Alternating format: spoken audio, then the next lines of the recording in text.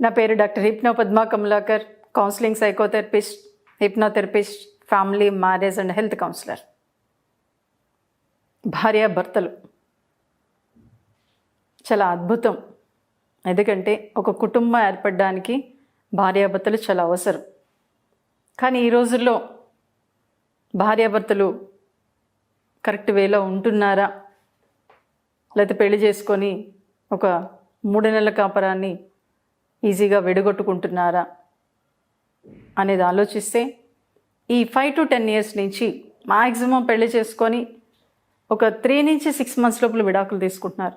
కోట్లు ఖర్చు పెట్టి అద్భుతంగా ఆడపరంగా పెళ్లి చేస్తున్నారు. అది ఆరకముందే, ఆ డబ్బులు అప్పులు తీరకముందే వీళ్ళు విడాకుల వైపు వెళ్ళిపోతున్నారు. దానికి కారణం ఏంటి? అసలు మనం ఎటువైపు వెళ్ళిపోతున్నాం, ఏం చేస్తున్నాం అనేది ఒక్కసారిగా మనం ఆలోచిస్తే ఇది చాలా భయంకరమైన పరిస్థితి. ఎందుకంటే ఒక 3 monthsలో విడాకులు తీసుకోవడం అంటే ఒక్కసారి ఆలోచించండి. ఎందుకంటే రీసెంట్గా నా దగ్గరికి ఒక కేసు వచ్చింది.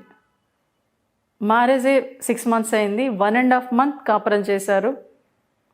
వాళ్ళ ఫాదరు, బ్రదరు ఆ అమ్మాయిని తీసుకొచ్చి, మా అమ్మాయి ఇంక అక్కడికి వెళ్ళదు, విడగొట్టేయండి అని.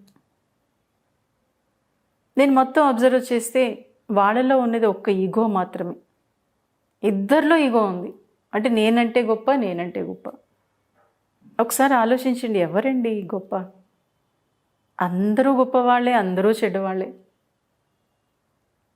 అంటే ఆ ఈగోతో కాపురం పాడు చేసుకుంటామా? ఇంకొక అమ్మాయి అయితే హస్బెండ్ సినిమాకి తీసుకెళ్ళలేదు అని కిరోసిన్ పోసేసుకుంది. 60% కాలిపోయింది. బట్ అది నేను పరిశీలించినప్పుడు, పాపం అతను బయలుదేరదామని అనుకునే లోపల బాస్ పిలిచి, నీ వర్క్ చేయి అర్జెంటు అని చెప్పడంతో తను ఆగిపోయాడు. ఆ భార్య ఒక్క క్షణం ఆలోచించి ఉండుంటే ఇప్పుడు తనేగా నష్టపోయింది. 60% బాడీ కాలిపోయిందంటే తనే కదా నష్టపోయింది. ఇలా చిన్న సిల్లీ థింగ్స్, కూర సరిగ్గా చేయలేదనో, లేదంటే మా అమ్మ ఫోన్ చేస్తే మాట్లాడలేదనో, లేకపోతే మా నాన్న నువ్వు సరిగ్గా చూడలేదనో, లేకపోతే మా చెల్లి మాట నువ్వు వినలేదనో, ఇలా చిన్న విషయాలు. అసలు భార్యాభర్తలు అంటే ఎవరండి?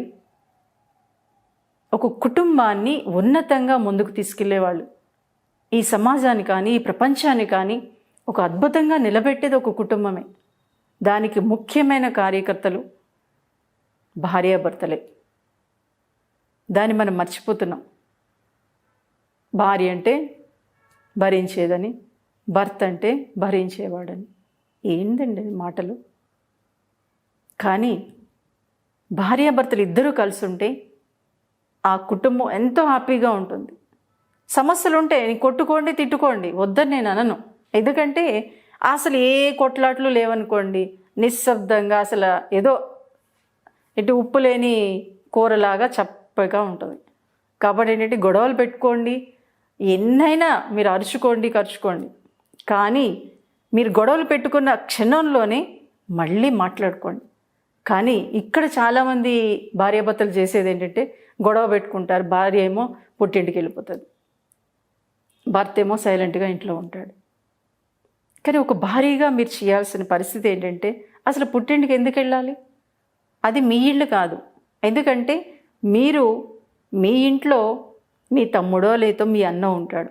ఆ అన్న పెళ్లి చేసుకుంటాడు కదా, ఆ అన్న పెళ్లి చేసుకుంటే ఇంకొక ఇంటి నుంచి ఆ అమ్మాయి మీ ఇంటికి వస్తుంది, అది తన ఇల్లు అవుతుంది. ఇక్కడ మీరు పెళ్లి చేసుకొని మీ భర్త దగ్గరికి వచ్చారంటే అది మీ ఇల్లు అవుతుంది. మీ పుట్టిల్లు మీ ఇల్లు కాదు. పుట్టిల్లు పెళ్ళి అయిన తర్వాత అది ఒక బంధువుల ఇల్లుగానే మారిపోతుంది. ఎందుకంటే ఇక్కడ నువ్వు పిల్లల్ని కంటావు, నీ పిల్లల్ని ఒక స్టేజ్లోకి తీసుకెళ్తావు. కాబట్టి నీ పుట్టింటికి గొడవ అయిపోయాక పుట్టింటికి వెళ్ళి సంవత్సరాలు ఉండటం వల్ల మీ ఇద్దరి మధ్యన అగాధం అనేది ఏర్పడి సమస్యలు ఇంకా పెరగడానికి అవకాశం ఉంటుంది. అలాగే చాలామంది భార్యలు చేసే పొరపాటు ఏంటంటే, ఎప్పుడైతే పుట్టింటికి వెళ్ళారో పుట్టింట్లో లేనిపోని విషయాలన్నీ చెప్పేసి విడిపోవడానికి కారణమైపోతున్నారు. కానీ ఇక్కడ విడిపోతే నష్టపోయేది ఇద్దరు, ఒక్కళ్ళే కాదు. ఎందుకంటే చప్పట్లు 2 చేతులు కలిస్తేనే కొట్టగలం. అలాగే భార్యాభర్తలు కలిసి ఉంటేనే ఆ కుటుంబం హ్యాపీగా ఉంటుంది.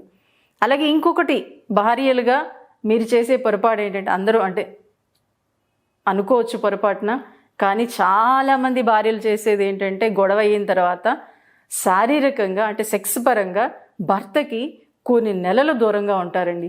అది చాలా భయంకరమైన తప్పు. అది ఎప్పుడైతే చేశారో, ఎందుకంటే సెక్స్ అనేది భార్యకి పెద్ద ఇబ్బంది అనిపించదు, కానీ ఒక మగాడికి సెక్స్ అనేది చాలా సున్నితంగా ఉంటుంది. ఎప్పుడైతే భార్య గొడవ అయిన తర్వాత దూరంగా ఉందో ఇంకా తనలో అనీజినెస్ పెరిగిపోతుంది, తనలో స్ట్రెస్ పెరిగిపోతుంది. ఎప్పుడైతే స్ట్రెస్ పెరిగిందో లేనిపోని సమస్యలన్నీ వచ్చి పడతాయి. అప్పుడు ఇంకా సాడిజంగా మారడానికి, మగాడు మారడానికి కారణం ఆడవాళ్ళే అవుతారు. కాబట్టి ఏంటంటే సెక్స్ పరంగా ఎట్టి పరిస్థితుల్లో దూరంగా ఉండొద్దు. దూరంగా ఉన్నారంటే మీరు నష్టపోతారు, వాళ్ళు నష్టపోతారు. ఇంకా సమస్యలు పెరిగిపోతే శారీరకంగా మానసికంగా కూడా సమస్యలు పెరగడానికి అవకాశం ఉంటుంది. ఇది ఎందుకు చెప్తున్నానంటే, ఒక్కసారి నా దగ్గరికి ఒక కేసు వచ్చింది. నిజంగా ఇద్దరూ కూడా మంచి వ్యక్తులే, కానీ అతనేదో ఎవరో ఒక అమ్మాయితో మాట్లాడాడని చెప్పి ఈ అమ్మాయి అతనికి దూరంగా ఉండటం మొదలుపెట్టింది. ఎప్పుడైతే దూరంగా ఉండటం మొదలుపెట్టిందో, ఎందుకంటే మగాడిలో కోరిక వచ్చినప్పుడు అది భారీగా తీర్చలేదు అనుకోండి, వాళ్ళలో సాడిజం మెంటాలిటీ వచ్చేసింది. ఇప్పుడు ఈ మధ్యన అందరూ అంటున్నారు చిన్నపిల్లల్ని రేప్ చేస్తున్నారు, ముసలి వాళ్ళని రేప్ చేస్తున్నారంటే మగాడి మెంటాలిటీ అంత భయంకరంగా మారిపోతుంది. సో కాబట్టి ఏంటంటే అతనిలో ఉన్న కోరిక భార్యతో తీర్చుకోగలిగినప్పుడు మటుకు ఈ సాడిజం అనేది తగ్గడానికి అవకాశం ఉంటుంది. సో కాబట్టి నేనేదో చెప్తున్నాను అని మీరు ఫీల్ అవ్వాల్సిన అవసరం లేదు. ఎందుకంటే మీరు అబ్జర్వ్ చేసుకోండి, గొడవ అయిన తర్వాత ఎప్పుడైతే భారీగా మీరు అతనికి దగ్గరగా ఉన్నారో, లేదు గొడవ అయిన వెంటనే మీరు వెళ్ళి అతను కౌగులించుకోండి, వెంటనే సైలెంట్ అయిపోతాడండి ఏ భర్త అయినా సరే. ఎప్పుడైతే ఒక భారీగా మీరు భర్తని కౌగులించుకున్నారో అతనిలో ఒక రకమైన హ్యాపీనెస్ వస్తుంది. ఎప్పుడైతే హ్యాపీనెస్ వచ్చిందో ఆ గొడవ జరిగిన విషయాలన్నీ మర్చిపోతాడు. ప్లస్ ఇంకొకటి భారీగా మీరు గుర్తుపెట్టుకోవాల్సిందంటే, సైకాలజీ పరంగా మానవ సంబంధాల్ని 50% మాత్రమే మగాడు పట్టించుకోగలుగుతాడు, 90% ఆడవాళ్ళు పట్టించుకుంటారు. కాబట్టి ఏంటంటే చిన్న చిన్న విషయానికి పట్టించుకోవట్లేదు, నన్ను అసలు ఏమి కేర్ చేయట్లేదు, నేనేం చెప్పినా వినటం లేదు కాదు. ఒక 4 పనులు మీ భర్తకు మీరు చెప్పారనుకోండి, 2 పనులు మాత్రమే చేయగలుగుతాడు. అదే మీకు 4 పనులు చెప్తే మటుకు సైకాలజీ పరంగా 4 పనులు మీరు కంప్లీట్ చేయగలుగుతారు.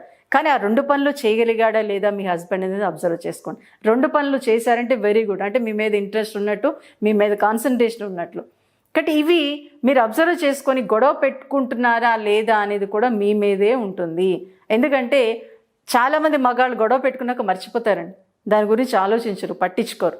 కానీ మీరేం చేస్తారంటే, ఈరోజు గొడవ అయింది, 2 సంవత్సరాల తర్వాత లేకపోతే 2-3 నెలల తర్వాత, ఇంకా వారానికి ఒకసారి అదిగో నువ్వు ఆ రోజు అలా అన్నావు ఇలా అన్నావు అని రిపీటెడ్గా మాట్లాడుతూ ఉంటారు. అది కూడా చాలా తప్పు. ఎట్టి పరిస్థితుల్లో అది చేయకండి. ఎందుకంటే అలా చేయటం వల్ల ఏమవుతుందంటే సమస్యలు ఇంకా పెరుగుతాయి. ఎప్పటికప్పుడు వదిలేసేయండి, జరిగిపోయింది అవసరం లేదు.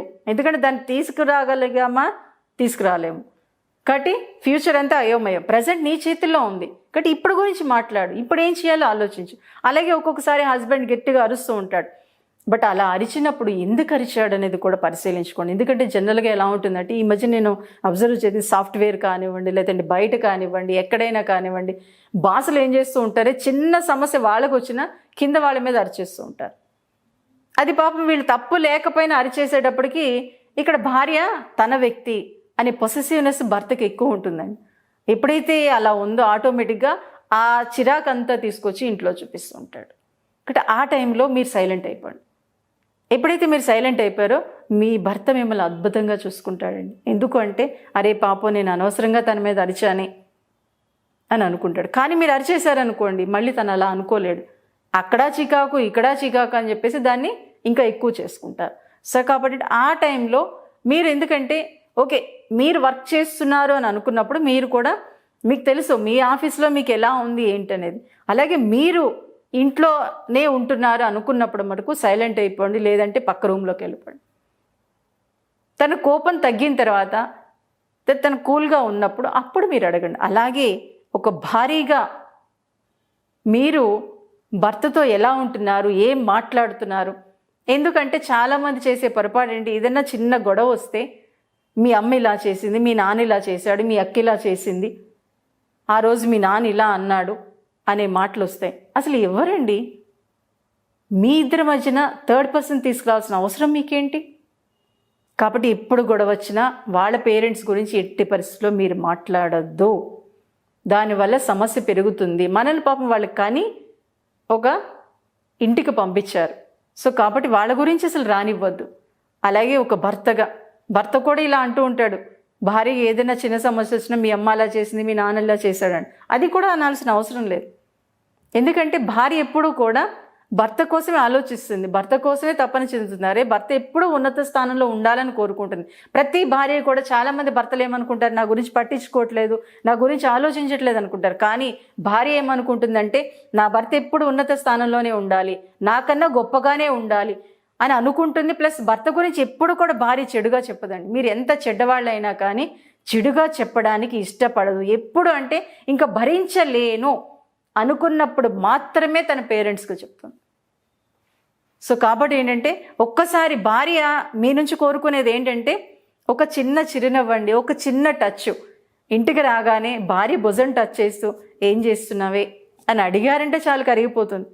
బంగారాలు అడగదు, లేదంటే ఈ గొప్ప గొప్ప ఆస్తులు అడగదు.